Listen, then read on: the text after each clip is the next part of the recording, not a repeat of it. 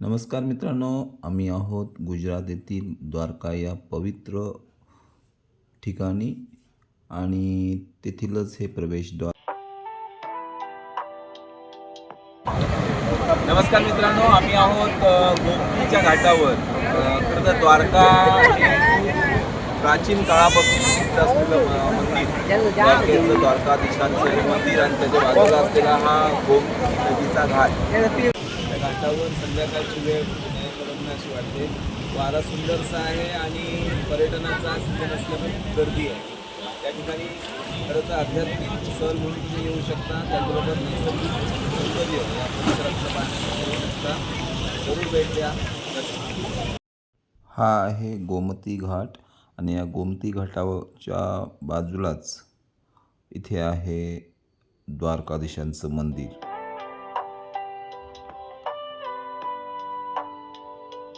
सुंदरसा हा परिसर, मन प्रसन्न होतं या मूर्तीकडे पाहिल्यानंतर.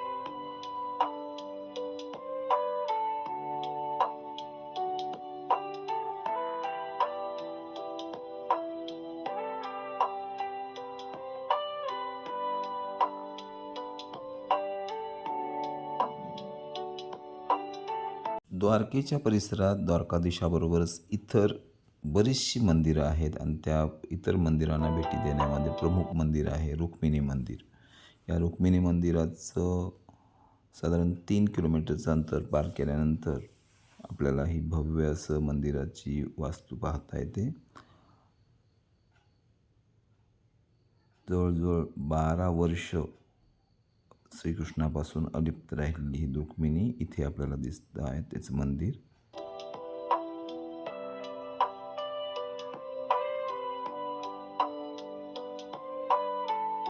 आणि या रुक्मिणी मंदिरपासून पुढे जवळजवळ 30 किलोमीटर अंतरावर आपल्याला नागेश्वर मंदिर आहे, जे की 12 ज्योतिर्लिंगापैकी एक. इथे भगवान शिवशंकराची उंच अशी मूर्ती.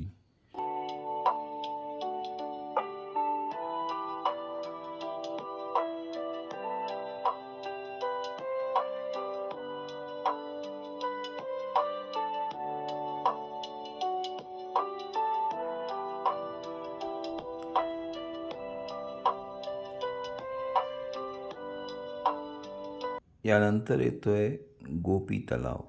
श्रीकृष्णाच्या सर्व गोपिका स्नान करण्याचं हे ठिकाण आणि त्याच बाजूला आजही गाई गुरांसाठी हा चारा उपलब्ध केलेला आहे. गोपी तलावानंतर आपल्याला पुढचा प्रवास सुरू होतो ओखावरून बेट द्वारकाला जाण्याचा.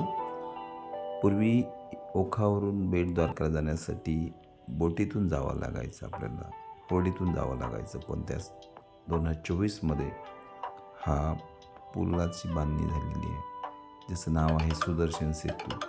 2-2.5 किलोमीटरचा हा पूल पार केल्यानंतर आपण बेट द्वारका या ठिकाणी जातोय, ज्या ठिकाणी द्वारकाधीशाची मुख्य राजधानी, श्रीकृष्णाची राजधानी आहे. यानंतर पुनश्च एकदा द्वारकेमध्ये आलो. नमस्कार मित्रांनो, आम्ही आहोत द्वारका येथील भटकेश्वर मंदिरजवळ. भटकेश्वर महादेव मंदिर खरं तर हा समुद्र किनाऱ्यावर असलेला हा भाग. छानशा संध्याकाळच्या अशा समुद्राच्या लाटा, निसर्गरम्य असं एक ठिकाण. हा परिसर बाजूला फक्त लहान मुलांपासून ते मोठ्यांना ठिकाण आहे. आणि भटकेश्वर महादेव खरं तर मंदिर आहे बीचच्या बाजूलाच, एकदम समुद्र किनाऱ्यावर असलेले मंदिर. संध्याकाळच्या वेळेला भेट द्यायला खूप सुंदर.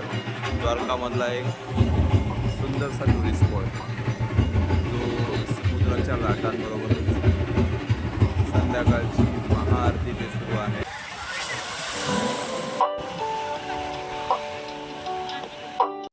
हे आहे द्वारका बीच.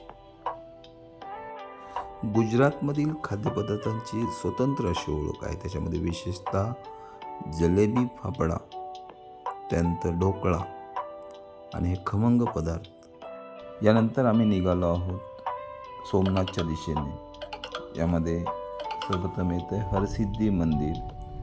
साधारण 35 किलोमीटर अंतरावर असलेले हरसिद्धी मंदिर. द्वारकावरून सोमनाथला जात असताना मध्ये जे 65 किलोमीटर अंतरावर असणारं हे मंदिर आहे. प्रत्येक मनोकामना पूर्ण होण्यासाठी हे मंदिर आहे. यांचं खूप श्रद्धास्थान आहे. त्याच परिसरामध्ये असलेलं आहे खरं तर वयांसाठी असलेले हे खाऊगल्ली आणि परिसरामधलं देवस्थान असतं.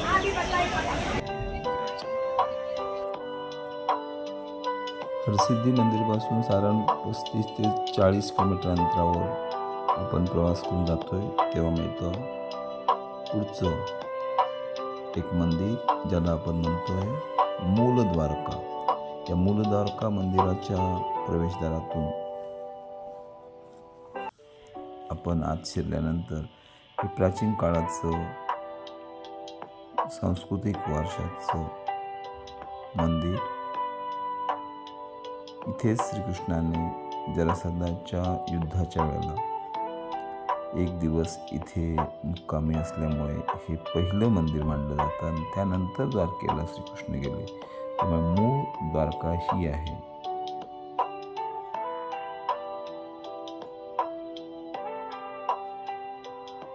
या मंदिराच्या परिसरामध्ये अनेक छोटी मोठी इतर मंदिरं सुद्धा आहेत.